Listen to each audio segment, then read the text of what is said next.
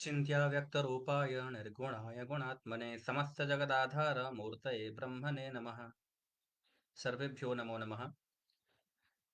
मुहूर्त चिंतामणि की श्रृंखला में आप सभी का मैं स्वागत करता हूं। आज जो हमारा विषय है, आज है, जैसे हम लोग तिथि शून्य पढ़े थे। प्रत्येक मास में कुछ तिथियां ऐसी होती है जो शून्य तिथि होती है। ठीक उसी प्रकार से आज प्रत्येक मास में जो कुछ नक्षत्र है वो भी शून्य नक्षत्र होते हैं। उसके बारे में आज आचार्य बताने वाले हैं श्लोक संख्या 14 और 15 में। तो श्लोक जो है वो अनुष्टुप छंद में है और ये दो श्लोक है, 14 और 15। आज इसी का हम लोग समझने का प्रयत्न करने वाले हैं। तो चलिए आज का जो पहले श्लोक है उसका हम वाचन कर लेते हैं। श्लोक लिखते हैं आचार्य। कदास्रभे त्वाष्टवायु विश्वे ज्यौ भगवासवौ वैश्वश्रुति पाशिपौष्णे अजपादग्निपित्र्यभे चित्राद्वीषौ शिवास् शिवाश्व्यर्काः श्रुतिमूले यमेन्द्रभे चैत्रादिमासे शून्याख्याः तारावित्तविनाशदाः। ये कदास्रभे त्वाष्ट्र वायु, ये अभी ये जो क्रम बताया है इन्होंने, चैत्रादि मासे शून्याख्या, चैत्रादि मास के क्रम से आप सभी मासों का क्रम रखेंगे और नक्षत्रों के जो स्वामी हैं उनके अनुसार नक्षत्रों को यहाँ समझेंगे। जैसे यहाँ कदास्रभे, त्वष्ट त्वाष्ट्रवायु, विश्वेज्यौ, भगवासवौ, ये सभी नक्षत्रों के स्वामियों के नाम है। तो तत्त स्वामी से उन नक्षत्रों को यहाँ पर ग्रहण करना है हम लोगों को। तो सबसे पहला माम जो हमारा वर्ष आरंभ होता है वो चैत्र से होता है, इसलिए चैत्रादि मासे कदास्रभे। कदास्रभे में यहाँ ध्यान देने वाली बात है। क दास्र भे, क दस्र भे। तो दस्र दस्र जो अश्विनी कुमार का नाम है, इसलिए अश्विनी नक्षत्र को बोलने के लिए दास्र हो गया अश्विनी नक्षत्र, भे मतलब नक्षत्रे। अर्थात क नाम ब्रह्मा, ब्रह्मा जो है रोहिणी नक्षत्र के स्वामी हैं। तो यहाँ पर चैत्र मासे रोहिणी अश्विन्यौ, रोहिणी और अश्विनी नक्षत्र, यह जो है वह शून्य नक्षत्र है। पुनः त्वाष्ट्र वायु, अर्थात चैत्र के बाद वैशाख, वैशाखे त्वाष्ट्र वायु। त्वाष्ट्र जो है, त्वष्टा जो है वह चित्रा के हैं और वायु जो है वह स्वाति के हैं। तो इसी प्रकार से चित्रा स्वात्यौ, ये हो गया आपको वैशाख महीना के। ठीक इसी प्रकार ज्येष्ठ महीना का आप देखेंगे। ज्येष्ठ विश्वे ज्यौ, ज्येष्ठ मासी विश्वे ज्यौ, विश्व जो विश्वे देव जो है उत्तराषाढ़ा नक्षत्र के स्वामी होते हैं। और इज्ज जो है वो इज्ज कहते हैं गुरु को, जो गुरु है वह पुष्य नक्षत्र के स्वामी है। तो ज्येष्ठ मासी उत्तराषाढ़ा पुष्यौ, ये हो गया आपको शून्य नक्षत्र ज्येष्ठ मास के। ठीक इसी प्रकार से भगवासवौ, अर्थात आषाढ़ मासे भगवासवौ, आषाढ़ मासे भगव भग वसु भगवासवौ। वसु जो है, वसु जो धनिष्ठा नक्षत्र के स्वामी हैं उसको, तो इसलिए धनिष्ठा वसु के स्वामी होने के कारण वासु, वासु नाम पर गया धनिष्ठा नक्षत्र का। तो वासु से द्विवचन प्रयोग हो गया भगवासवौ, द्विवचन का प्रयोग हो गया। तो आषाढ़ मास से भगवासवौ, अर्थात भग जो है वह पूर्वा फाल्गुनी के स्वामी हैं और वसु जो है वह धनिष्ठा के स्वामी हैं। तो आहत्य आषाढ़ मासे पूर्वा फाल्गुनी धनिष्ठे, पूर्वा फाल्गुनी और धनिष्ठे, यह शून्य नक्षत्र हो गए दोनों, धनिष्ठा और पूर्वा फाल्गुनी। पुनश्च वैश्वश्रुति, पुनः क्या देखेंगे इधर, वैश्वश्रुति। तो आषाढ़ मास हो गया, आषाढ़ के बाद श्रावणे। विश्व, वैश्व नाम जो विश्व है, जो विश्व देव जिसके स्वामी है वह है उत्तराषाढ़ा।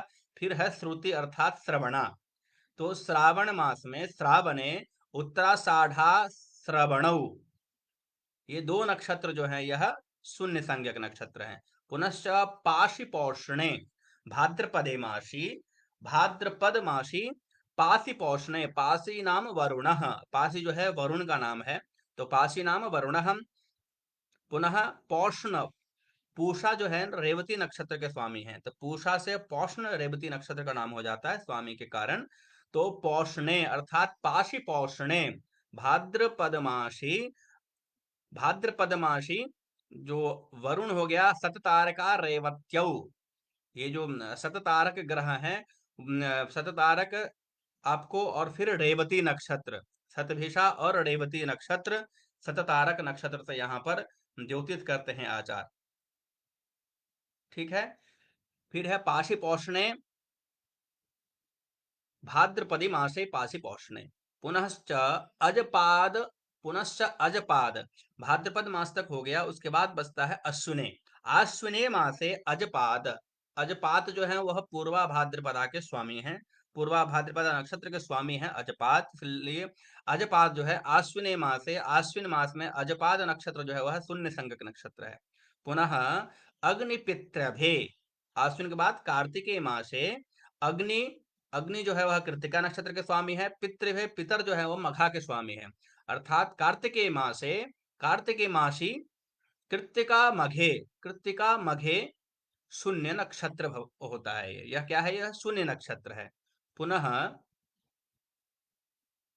चित्राद्वीषौ, चित्राद्वीषौ, अब कार्तिक तक हो गया अर्थात मार्गशीर्षे, अब कार्तिक के बाद आ गया हमारे पास मार्गशीर्ष, मार्गशीर्ष मास में आपको देखेंगे मार्गशीर्षे चित्राद्वीषौ, चित्रा नक्षत्र, और द्विष जो है द्विईशः, दो ईश जिस नक्षत्र के हैं वह है आपको विशाखा, जिसके शक्र और अग्नि दोनों उसको स्वामी होते हैं, शक्राग्नि विशाखा। तो द्विष से यहाँ पर विशाखा नक्षत्र और चित्रा नक्षत्र किस मास में? मार्गशीर्षे चित्रा द्विषौ, चित्रा विशाखे, ये शून्य नक्षत्र होते हैं। पुनः विश्वास व्यर्काः, विश्वास व्यर्काः, यह जो है मार्गशीर्ष के बाद हो गया कि पौष मास, तो पौषे विश्वास व्यर्काः, विश्व, क्षम्यताम, ये पौष में है शिवाश्व व्यर्काः, शिवाश्व, शिवाश व्यर्काः, शिव, शिव जो है वह जो है आपका पौष मास में आर्द्रा नक्षत्र के स्वामी हैं। फिर है व्यर्काः, शिवास व्यर्काः अश्विनी हस्ताः, अर्थात पौष मास में आर्द्रा और अश्विनी और हस्त, ये तीन नक्षत्र जो है यहाँ पर यह शून्य संज्ञक नक्षत्र होते हैं। एक है शिव, फिर है अश्व, फिर अश्व से अश्विनी, फिर है अश्वी अर्काह, अश्वी अर्काह अर्थात हस्ता, वहां हस्त नक्षत्र हो गया, अर्क से वहां पर हस्त नक्षत्र के स्वामी है उसके। पुनः श्रुतिमूले, श्रुतिमूल मार्गशीर्ष पौष, पौष के बाद हो गया माघ मास, तो माघ मासे माघ मासी श्रुतिमूले, श्रुति नाम, यहाँ पर जो श्रुति है वह माघे श्रुतिमूले,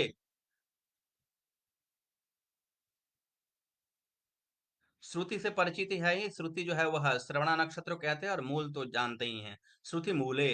फिर है यमेंद्रभे, पूर्व, उसके बाद माघ के बाद फाल्गुन आता है, तो फाल्गुने, फाल्गुन मासे यमेंद्रभे, यम, यम जो है स्वामी वह भरणी नक्षत्र के स्वामी हैं, और इंद्र जो है ज्येष्ठा नक्षत्र के स्वामी हैं। तो यमेंद्रभे अर्थात भरणी ज्येष्ठे, ये ये जो है वह शून्य संज्ञक नक्षत्र हो जाते हैं, किस महीना के? फाल्गुन महीना के। पुनश्च फाल्गुने मासे, हम लोग चैत्र से आरंभ करके फाल्गुन मास तक आ गए, फाल्गुन पुनः चैत्र आ जाता है अगले वर्ष का। तो एताः ताराः लिखते हैं, चैत्रादि मास से शून्याख्याः ताराः, एताः ताराः, ये जो इतने सारे नक्षत्र हैं, इस सारे नक्षत्रों में ये जो ताराएं हैं ना, ये जो मास हैं, इतने 12 महीनाओं में ये जो ताराएं हैं, ये जो नक्षत्र हैं, तारा मतलब नक्षत्र, ये नक्षत्र क्या है? शून्याख्या, यह शून्य संज्ञक नक्षत्र हैं, और ये करते क्या है?